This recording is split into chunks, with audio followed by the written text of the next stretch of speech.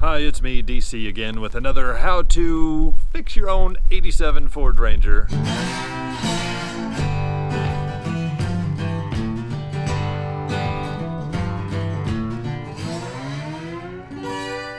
What I'm going to do today is change the fuel filters. I'm noticing as I go up a hill or if I'm climbing a mountain on the interstate, it seems to have plenty of power and then it gets to a point where it just doesn't want to go. And sometimes what will happen is the engine is not getting enough fuel, not able to go through the fuel filter fast enough. This is just an idea that I've had. Diesel trucks do the same thing when their fuel filters get clogged up. Eventually, they just leave you sitting on the side of the road. The way we're going to get to the carburetor here, I've already taken the liberty of removing the bolt here, and removing the plumbing over here for the air cleaner.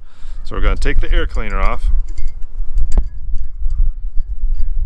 Make sure you put the wing nut in a safe place. I like to put it right here. Okay, you're going to take off the top. Just going to expose your air cleaner here. So yeah, this is what filters your air. And then we're going to lift and remove this right here. Of course, you have to remember, you have to take this and this off. You're also going to have a couple vacuum hoses on the bottom that you'll need to remove. I've already done that on this one. Okay, this little thing right here is your carburetor. This is what mixes your air and your fuel together. The fuel line is right here on the front.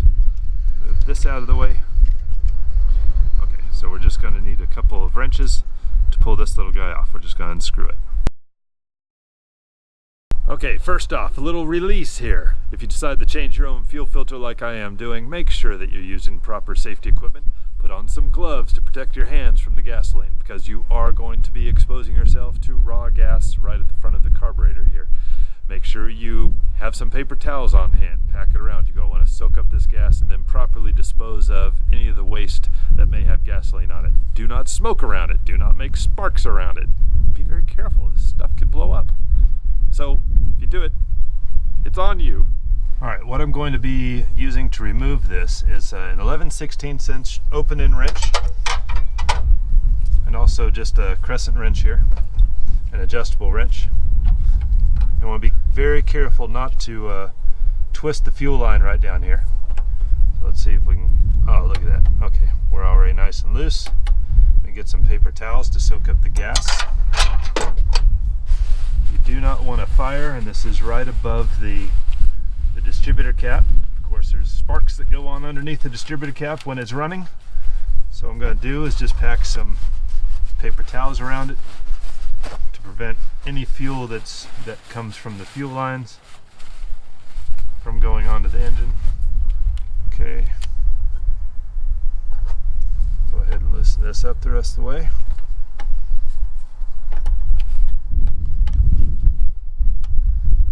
See a little bit of the fuel leaking there.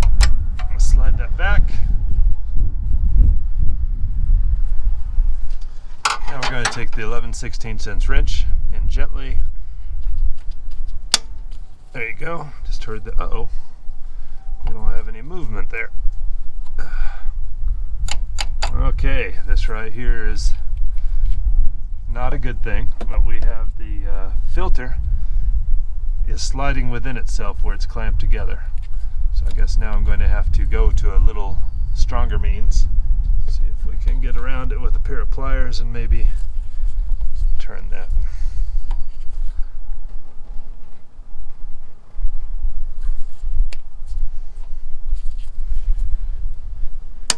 There we go. Now it's actually coming loose from the carburetor. This is what happens when you're dealing with a 31-year-old vehicle. You have to be ready for just about anything to happen.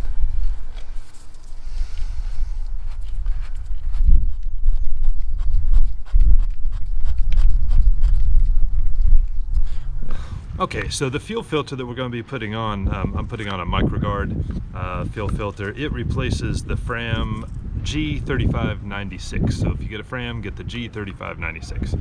Anyway, what the little filter looks like is this little guy right here. Fuel comes in right here from the fuel tank and it goes into the carburetor.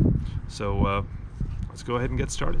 If you're unaccustomed with Teflon tape, They come in, it normally always comes in a little blue pack like this. You can get it at any plumbing store or automotive store. And what we're going to do is just put a little bit right here on these threads so that when we thread it back in the carburetor, there's no leaking. With this,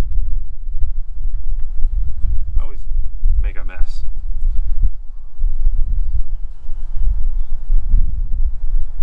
Alright, when you put it on, make sure you put it on to where when you tighten it on clockwise, that it's not unraveling your Teflon tape. 2 or 3 revolutions is usually enough. Let me just tear it off. You want to make sure there's none on the end of the hole here. And it's very thin tape. You just take it, pull it just like this. So you don't want this to be getting in the carburetor. So you just clean it back. Now we're going to screw this onto the carburetor. This should just go in nice and easy. You'll feel that, make sure not to cross thread this at all.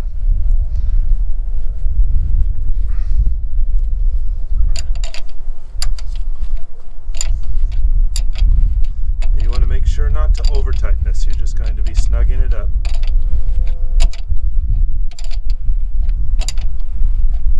I'm just going slow to feel the resistance. There we go.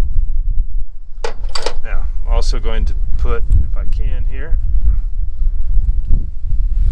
remove this. See, we'll remove the old Teflon tape.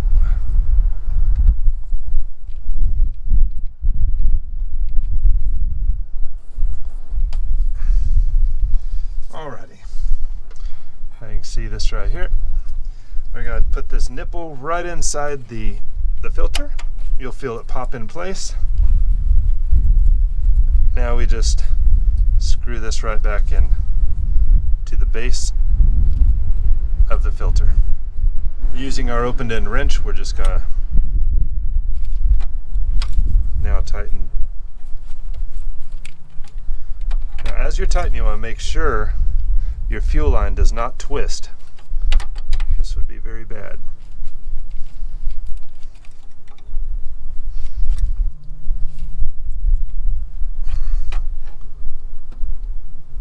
Okay, nice and snug.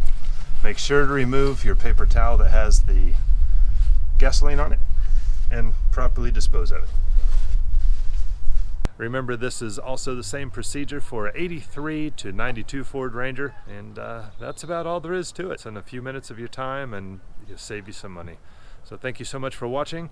Remember, if you like the video, hit that like button. If you have a comment to make, please leave that in the comment section below. Also remember, if you'd like to see more videos in the future, remember to hit that subscribe button, and I'll look forward to seeing you then. Have a great one.